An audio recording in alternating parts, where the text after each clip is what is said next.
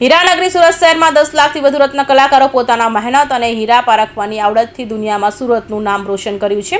જોકે હાલમાં હીરા ઉદ્યોગ પર આવેલી મંદી વચ્ચે રત્ન કલાકારોને આર્થિક ભીસમાં મુકાયા હોય જેઓ માટે સરકાર પાસે 6 માંગણીઓ કોંગ્રેસ દ્વારા કરાઈ હતી।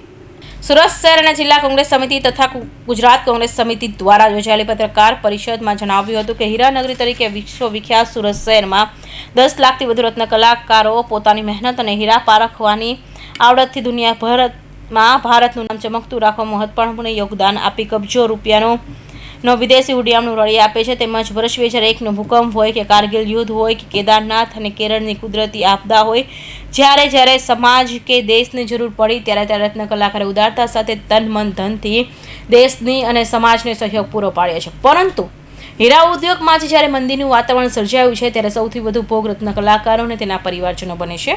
તેમની રોજી અને રોજગારી છીનવાય છે, તેમની આર્થિક અને સામાજિક મુશ્કેલી ઊભી થાય છે। કેટલાક રત્ન કલાકારો આવા સંજોગમાં મોતને પણ વહાલું કરી દીધું છે અને અનેક પરિવાર નિરાધાર બન્યા છે। તેમજ આજે પણ રત્ન કલાકારો દ્વારા આર્થિક સંકળામણને કારણે પોતાનું જીવન ટૂંકાવ્યું સિલસિલો યથાવત જોવા મળી રહ્યો છે।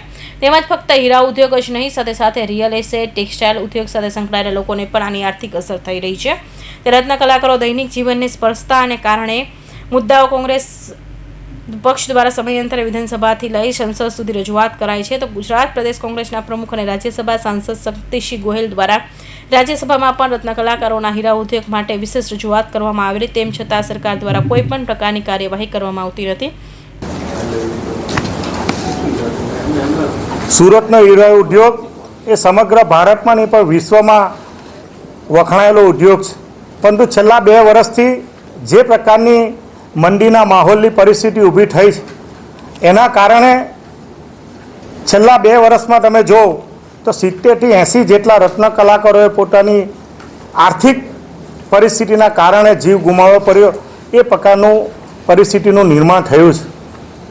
સુરત શહેર કોંગ્રેસ સમિતિ અને ગુજરાત પ્રદેશ કોંગ્રેસ સમિતિના અમારા સંસદ સભ્યશ્રી હોય, ધારાસભ્યો હોય, એમણે ભારત સરકારને, રાજ્ય સરકારને ધ્યાન દોરીને આ માનવતા અને લાગણી અને ભાવનાત્મક રીતે જોડાયેલો આ મુદ્દો છે એને તાત્કાલિક અસરથી અમારી 5 થી 6 જેટલી માંગણીઓ છે, એ માંગણીના અનુસંધાનમાં તાત્કાલિક અસરથી આ રત્ન કલાકારોને અને હીરા ઉદ્યોગને બેઠો કરવા માટેની જે માંગણીઓ છે એના માટે અમે લડત ચલાવતા હતા। સરકારશ્રીએ જે કમિટીનું ગઠન કર્યું છે એ કમિટીએ જે પ્રકારની ગંભીરતાથી રત્ન કલાકારોના હિતમાં કે હીરા ઉદ્યોગના હિતમાં કોઈ નિર્ણય કરવો જોઈએ એ નિર્ણય ન કરતા ફરીવાર અમો આપની વચ્ચે આવીને સરકારશ્રીનું ધ્યાન દોરીને આવનારા દિવસોમાં રચનાત્મક ધારાસભ્યશ્રી, સંસદ સભ્યશ્રીને રૂબરૂ મળીને આવેદનપત્ર આપીને અને એના પછી કોઈપણ પ્રકારના પગલાં ન લેવામાં આવે તો મુખ્યમંત્રીશ્રી કે બીજા પણ એવા કાર્યક્રમો આપીને સુરત શહેરના જે કોઈ રત્ન કલાકારો છે એના હિતમાં આવનારા દિવસોમાં લડત ચલાવવાના છે। અને એ અનુસંધાનમાં ભારતીય રાષ્ટ્રીય કોંગ્રેસ, ગુજરાત પ્રદેશ કોંગ્રેસ સમિતિ અને સુરત શહેર કોંગ્રેસ સમિતિના વતી લોકોને પણ આહવાન કરે છે કે જે શ્રેષ્ઠીઓ સુરત શહેરને ઊભું કરવા માટે, હીરા ઉદ્યોગ જે તમારી ચમક છે અને હીરા ઉદ્યોગે પણ આ સુરત શહેરને મોટું નામ આપ્યું છે, તો એના માટે આપસી પણ આ સમિતિમાં આવો અને જે કોઈ આપના સૂચનો હોય અને રત્ન કલાકારોના હિતમાં તમે લડતમાં ઊભા રહ્યો એના માટેની અમે આજે પ્રેસ કોન્ફરન્સ રાખવામાં આવી।